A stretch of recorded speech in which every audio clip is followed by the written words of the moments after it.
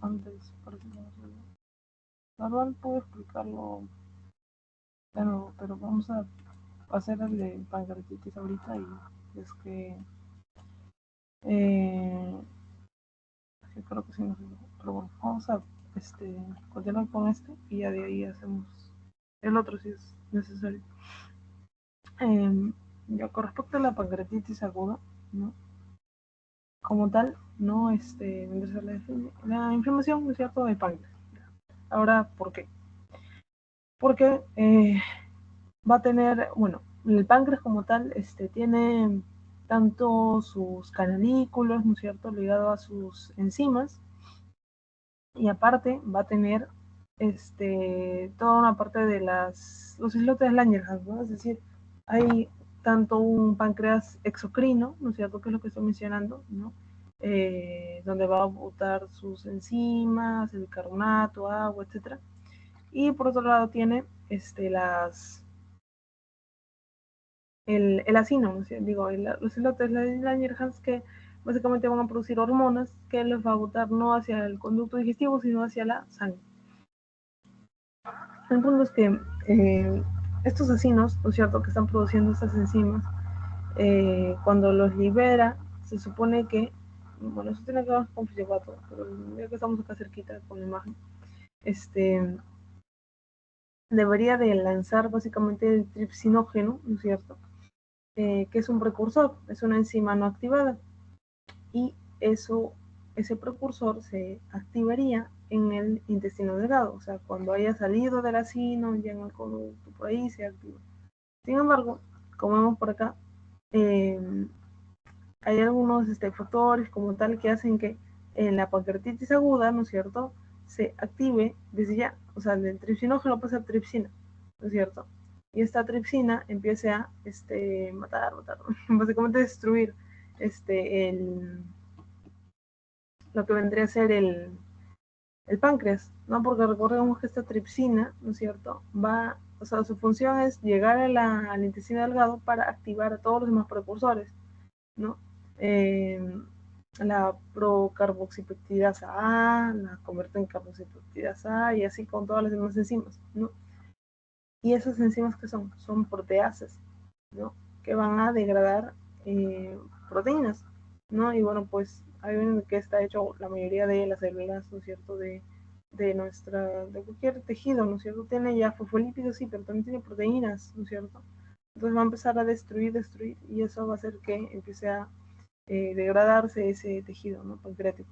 Básicamente eso es, ¿no? Empieza una autodigestión por una activación temprana, precoz, ¿no es cierto?, de la tripsina, ¿no? De tripsinógeno tripsina. Y ya, eso es lo que sucede. Ahora, ¿cómo podemos clasificarlo? De varias formas. En este caso, hablando de la gravedad, ¿no?, podemos clasificarlo en leve, moderado, severo. En el caso del leve, ¿no es cierto?, tenemos la inflamación que solo va a estar localizada en el páncreas, ¿no es cierto?, no va a haber complicaciones ni sistémicas. En la moderada sí, ahí vamos a tener las complicaciones locales, ¿no?, de insuficiencia orgánica transitoria, ¿no? Pero son unas de 48 horas. En cambio, en la severa ya va a haber fallo, ¿no?, insuficiencia orgánica persistente, en varios órganos blanco afectados, básicamente, ¿no? Y varias complicaciones. Ahora, ¿qué es lo que me causa esta pancreatitis aguda, ¿no es cierto? Bueno, las causas más frecuentes vendrían a ser la litiasis biliar, ¿no es cierto?, la principal. ¿Y esto por qué? ¿No es cierto? Porque como está acá en el dibujito, ¿no?, vemos justamente una litiasis, ¿no es cierto?, un cálculo que puede obstruirse, ¿en dónde?, ¿no es cierto?, en el conducto pancreático, ¿no? Porque recuerden, acá dibujando,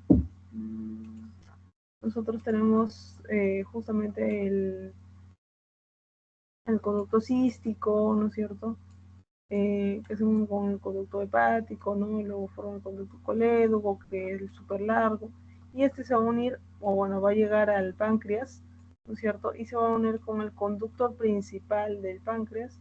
Bueno, pues por ahí tienen su accesorio, el de Santorini, ¿no? Entonces que va a drenar todo lo que tiene, tanto del páncreas como de la bilis, ¿no? Y bueno, pues todo genial, ¿no? Porque es lo que tienen que hacer, ¿no? Sin embargo, es que por aquí hay algún tipo de cálculo, ¿no? Puede ser que justamente por la litiasis biliar empezó acá, siguió su recorrido y se estancó por aquí o por acá, y por lo tanto, ¿qué hace? El páncreas quiere, ¿no es cierto?, drenar todo su contenido, pero no puede, ¿no? Porque está obstruido. Por lo tanto, va a generar lo que vamos a ver más adelante, un edema, ¿no es cierto?, en la cabeza del páncreas, y por lo tanto, ¿no es cierto?, va a haber un montón de inflamación y pancreatitis aguda. Y por otro lado tenemos el alcohol, ¿no? En este caso va a dañar a los vecinos pancreáticos y por lo tanto va a hacer que puedan eh, mm, realizar su trabajo súper mal, ¿no? Haciendo que esta tripsina se active súper antes y bueno, pues pancreatitis. Otras causas, ¿no es cierto?, vendrían a ser estas. Vendría a ser, por ejemplo, el de los diuréticos, ¿no? Los fármacos diuréticos, los inmunosupresores, también el tener altos niveles de triglicéridos también es factor de otra causa. Con respecto a las infecciones, ¿no es cierto? Puede ser por VIH, paperas, ¿no? O de forma autoinmune. Acá están justamente estas causas, ¿no? El alcohol, así como el cigarro, ¿no es cierto? Lo que les decía siempre, ¿no? Va a causar ese estrés oxidativo, ¿no? La partida hepática, bueno, pues el tóxico metabólico a nivel genético puede causar necrosis, fibrosis, que está relacionado ya con las complicaciones. A nivel autoinmune podemos ver justamente la recurrencia de estas pancreatitis agudas, ¿no? Que vuelvan y vuelvan y vuelvan a suceder. Y si es que hay obstrucción, entonces va a haber una obstrucción, ¿no? Y de esta forma, ¿no es cierto?, como que va a progresar, ¿no es cierto?, de pancreatitis aguda recurrente a pancreatitis crónica.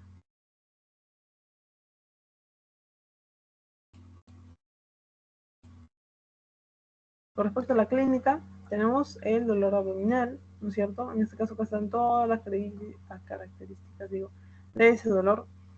Es agudo, es brusco, es severo, de intensidad creciente, se irradia hacia la espalda, va a estar relacionado con la ingesta de alcohol, comida, fármacos, y mejora con la flexión del tronco hacia adelante.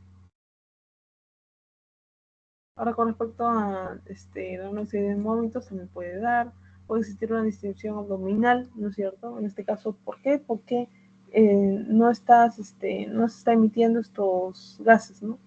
Y por lo tanto hay una ausencia de la rigurosidad aérea, ¿no? Porque al final estás viendo que tu páncreas está inflamado, ¿no? Entonces, como que pues, para hacer toda esta parte de la motilidad.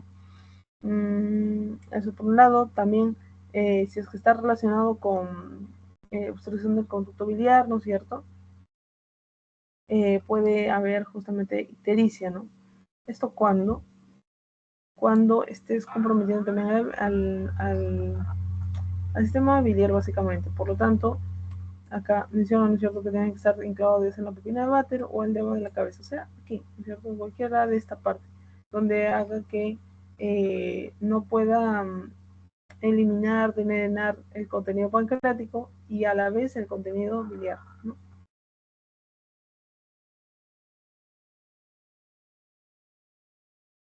Por otro lado, tenemos el derrame pleural, ¿ya? Recuerden que el derrame pleural izquierdo, ¿no es cierto?, está relacionado con la pancreatitis, ¿no? Entonces, acuérdense de eso, ¿no?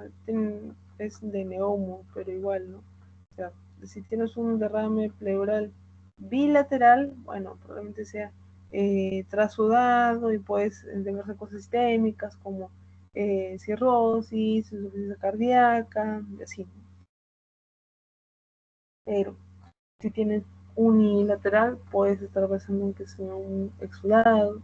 Y justo si hablas del lado izquierdo, que sea por una pancreatitis aguda.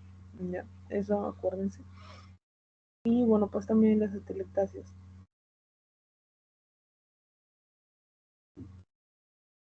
Esto seguro se acordarán desde semiología, ¿no? Tenemos los dos signos de Cooling y de Gray-Turner. En este caso son signos de mal pronóstico, ¿no?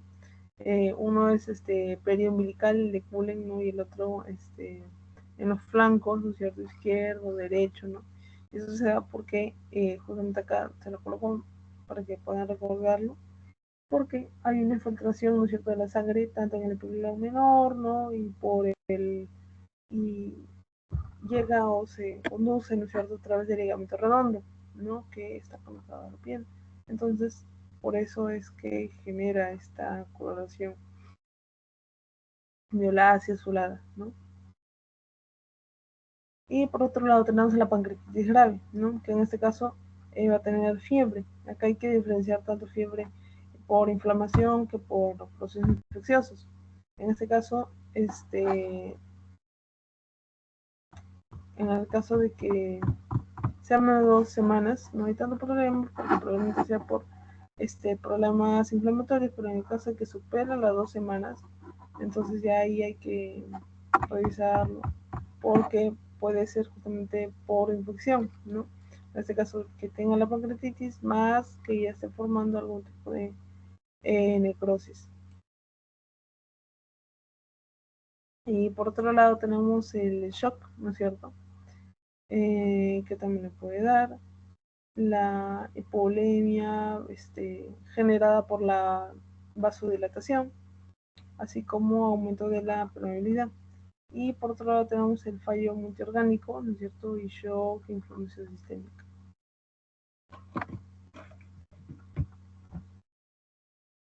Y por otro lado tenemos la parte de diagnóstico, ¿no? Acá siempre hay que recordar 3 cosas. Para el diagnóstico, para que se acudan estar. O sea, tienes criterios, ¿no? Un criterio clínico, que ya lo hemos visto antes, por eso le repetí bastante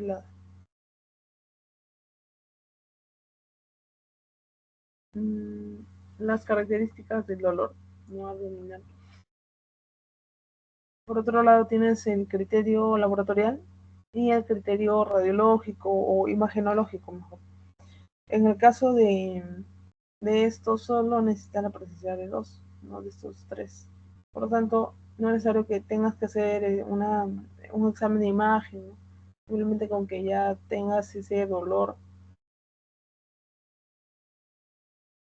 que se relaciona con las características de un dolor típico de pancreatitis aguda, más el examen de laboratorio con amilasa, lipasa, insertado 3 veces por encima de la normalidad, ya está, ¿no? Ya tienes tu diagnóstico.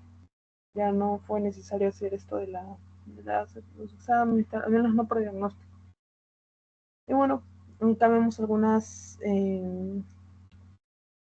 imágenes, ¿no?, que se pueden usar, ¿no? Radiografía simple de abdomen, de tórax, justamente para ver si está relacionado con un derrame, ¿no? Como les digo, en mi tórax izquierdo. También en la ecografía abdominal, en la radiografía simple podemos ver lo del asa centinela que está por acá, ¿no? Y también la parte de la colangiopancreatografía retrograda. Y ya por último, con respecto con respecto al laboratorio, ¿no?, ¿qué es lo que vas a encontrar? Leucocitosis con neutrofilia. También hemoconcentración, ¿no es cierto? Y también bastante sodio, básicamente, ¿no? ¿Por qué? Porque estamos evaluando ahorita el laboratorio de la sangre, ¿no es cierto? Sin embargo, si estás teniendo todo un pase, ¿no es cierto?, de líquidos, ¿no? De, desde el páncreas, ¿no?, hacia la parte externa, ¿no? Entonces va a haber justamente la creación de ese tercer espacio y por lo tanto la sangre se va a quedar sin agua y por lo tanto se va a hemoconcentrar. También puede haber hipocalcemia, ¿no? En este caso porque estas enzimas, ¿no es cierto?, van a seguir degradando, saponificando, ¿no?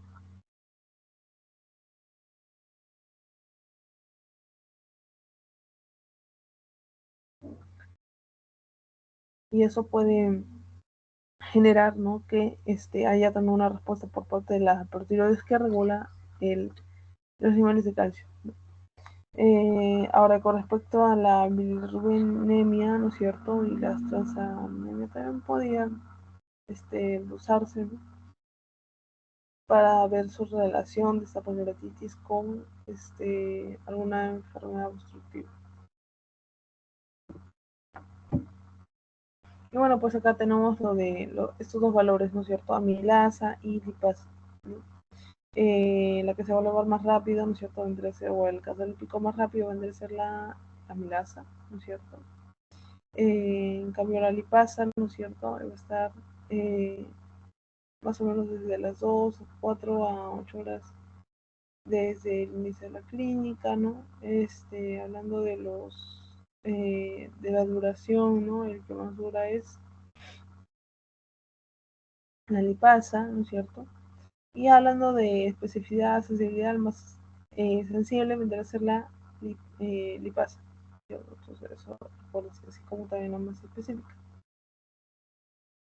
Sin embargo, hay formas de que existan altos niveles de amilasa y que no sea pancreatitis, y en la tablita de arriba está. Esta es una tabla de mm, hiperamilasinemia, ¿no es cierto? Y básicamente si uno tiene ello, ¿no? Entonces puede ser pancreatitis aguda, agudizaciones de...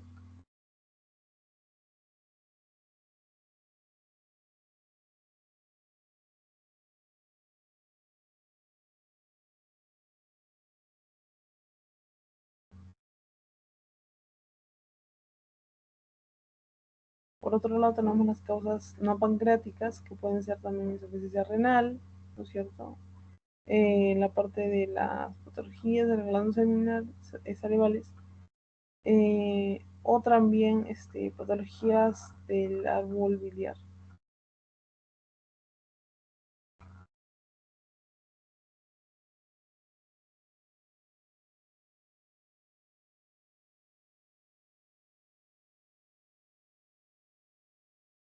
Ya por respecto a las complicaciones, ¿no es cierto? Tenemos eh, unos criterios, ¿no es cierto?, de Atlanta, que nos hacen clasificarlo en leve, moderada, severa, en este caso según ello, ¿no? En este caso, cuando no hay fallo orgánico y tampoco complicaciones, es leve. Severo, digo moderado, es cuando hay complicaciones locales, ¿no? Con o sin fallo orgánico. Y por otro lado, menos de 24 horas, 48 horas, pero el grave es cuando hay esto, pasando 48 horas.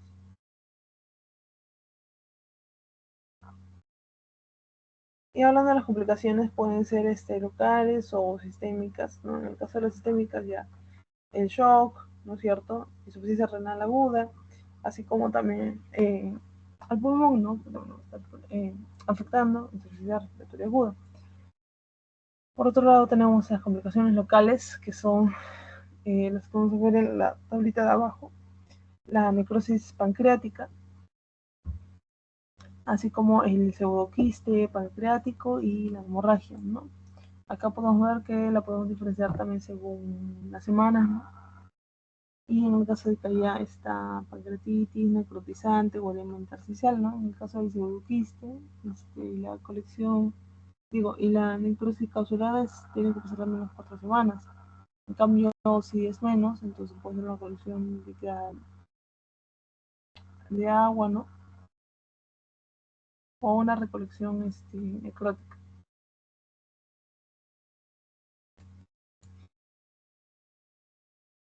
Uh-huh. Acá está. Uh-huh.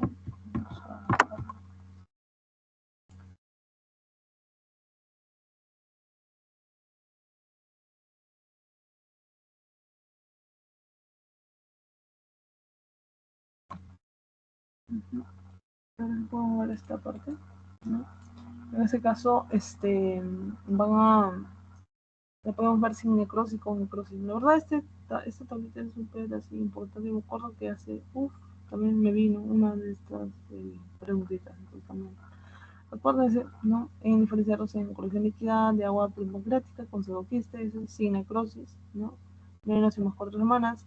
y por otro lado pondría necrosis, colección obviamente necrótica aguda o necrosis encapsulada si ya ha pasado más de 4 semanas. Y ya por último, ¿qué hacemos con este paciente? ¿No? Lo principal es la fluidoterapia, ¿no? Hidratación.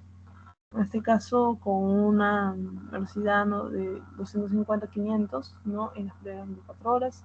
La dieta va a depender, ¿no es cierto?, según el tipo de pancreatitis que tengas. Si ha sido leve, puede iniciar en comer, ¿no es cierto?, dieta baja en grasas.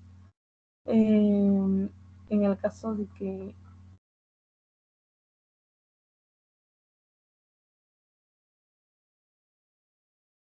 haya un paciente con pancreatitis grave, ¿no?, ahí es sonda, ¿no?, ya sea nasogástrica o ileoyunal, ¿no?, para poder alimentar al paciente.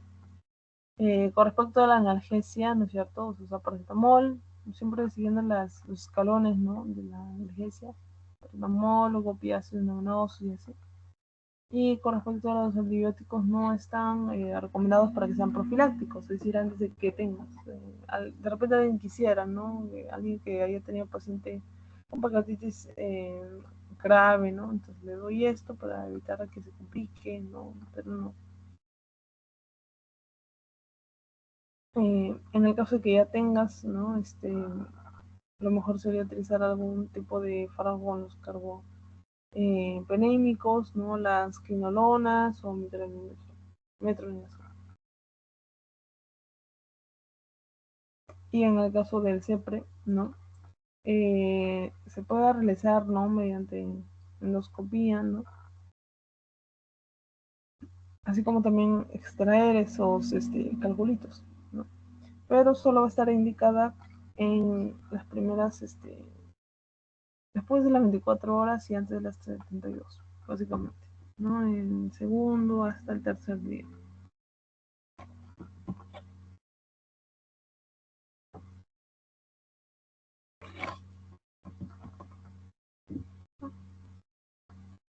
Ahora sí, les voy a pasar el otro post-test.